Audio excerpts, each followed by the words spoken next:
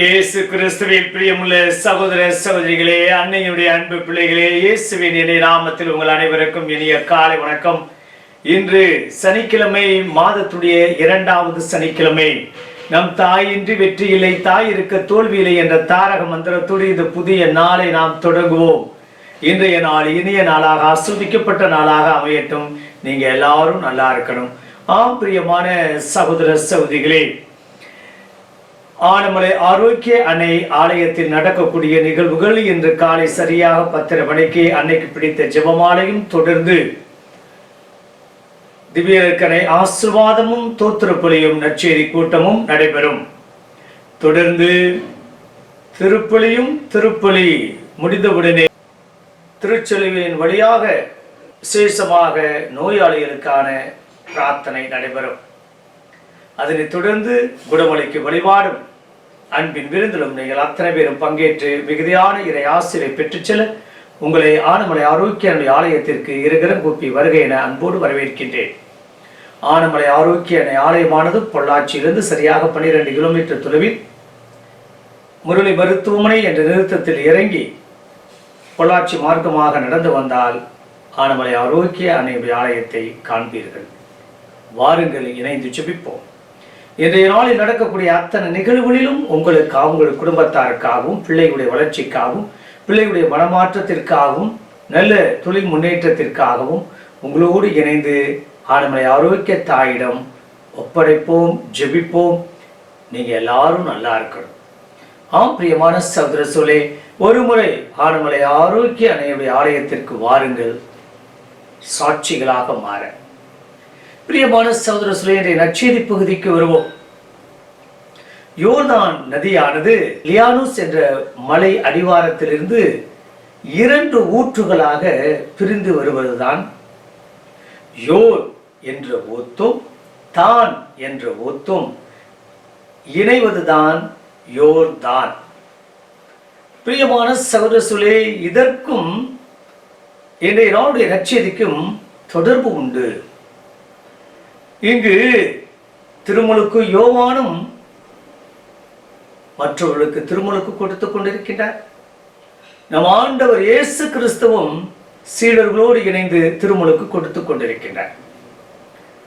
இப்போது யோவானுடைய சீடர்கள் வந்து கேட்கின்றார்கள், நீரல்லவா இயேசுவுக்கு நீர் திருமுழுக்கு கொடுத்தீர், ஆனால் இப்போது அவரும் திருமுழுக்கு கொடுத்து கொண்டிருக்கின்றார் என்ற பலதரப்பட்ட கேள்விகளுக்கு மத்தியில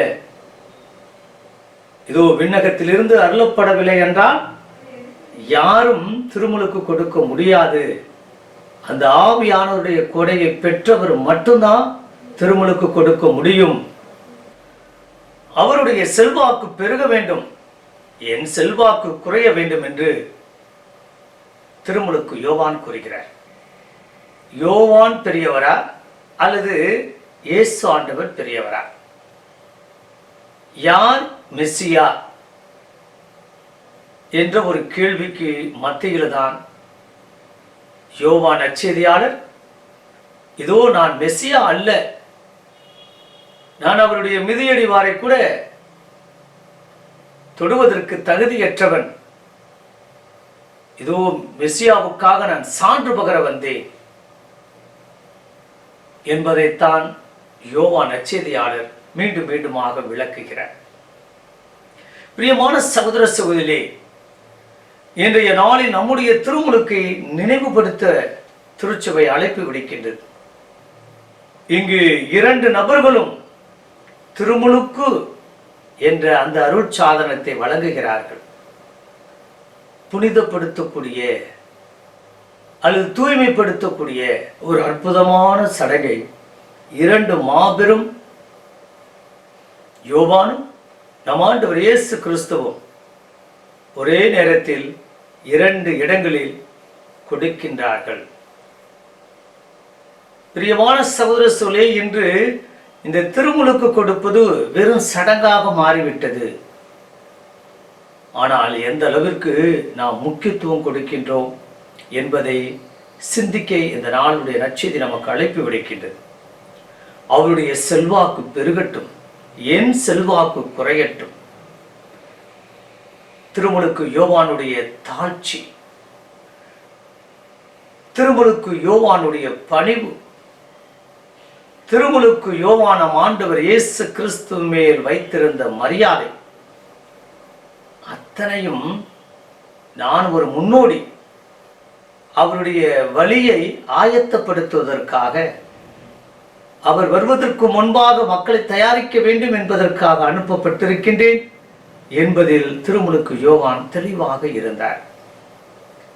பிரியமான சகோதர சகோதரிகளே, இன்று என்னால் தான் அத்தனையும் ஆனது, நான் தான் என்ற சூழ்நிலைக்கு தள்ளப்பட்டிருக்கக்கூடிய இந்த உலகத்தில் திருமுழுக்கு யோவான் அவர் உயர வேண்டும், அவருடைய செல்வாக்கும் அவருடைய புகழும் அவருடைய நற்செய்தி பணியும் அவருடைய அற்புதங்களும் அதிசயங்களும் பெருகட்டும் பெருகட்டும் என்று கூறுகிறார். மற்றவர்கள் வாழ வேண்டும் என்று நினைப்பதுதான் கிறிஸ்தவம். எல்லாரும் நல்லா இருக்கணும், நான் எப்படியோ மற்றவர்கள் நன்றாக வாழ வேண்டும், அவங்க நல்லா இருக்கணும், அவங்க குடும்பம் நல்லா இருக்கணும், அவருடைய வளர்ச்சியை நான் பார்க்கணும், அவருடைய வளர்ச்சியை நான் பார்க்க வேண்டும், அவருடைய முயற்சியை நான் பார்த்து பாராட்டுகிறேன் என்று பாராட்டக்கூடிய அல்லது அவரோடு துணை நிற்கக்கூடிய நபர்களாக நாம் மாற வேண்டும். பிரியமான சகோதர சகோதரிகளே, நினைத்து பார்ப்போம். இன்றைக்கு எத்தனையோ நபர்களுடைய வளர்ச்சியை தாங்க முடியவில்லை. போட்டி, பொறாமை, காய்மகாரம், வெளியில் பாராட்டுவதை போல வஞ்ச புகழ்ச்சி அணியாக மனதில் வேறு மாறி நினைத்துக் கொள்வது, பாராட்டுவது போல இருந்தாலும் உள்ளார்ந்த மனதில் கெட்ட எண்ணங்கள், தீய எண்ணங்களை கொண்டவராக வாழக்கூடிய ஒரு பெரிய அவல நிலை மாற வேண்டும். நாம் அடுத்தவர்கள் நன்றாக இருக்க வேண்டும் என்று ஜெபிக்கின்றோமே, அதைவிட மேலான ஜெபம் பிறருக்கு கொடுப்பதற்கு ஒன்றுமில்லை. இணைந்து ஜெபிப்போம். பரலோக தந்தையே இறைவா, இந்த அருமையான இனிமையான நாளுக்காக உமக்கு நன்றி செலுத்துகிறோம். தகப்பனே, அற்புதங்களை அதிசயங்களையும் நீர் செய்தீர்.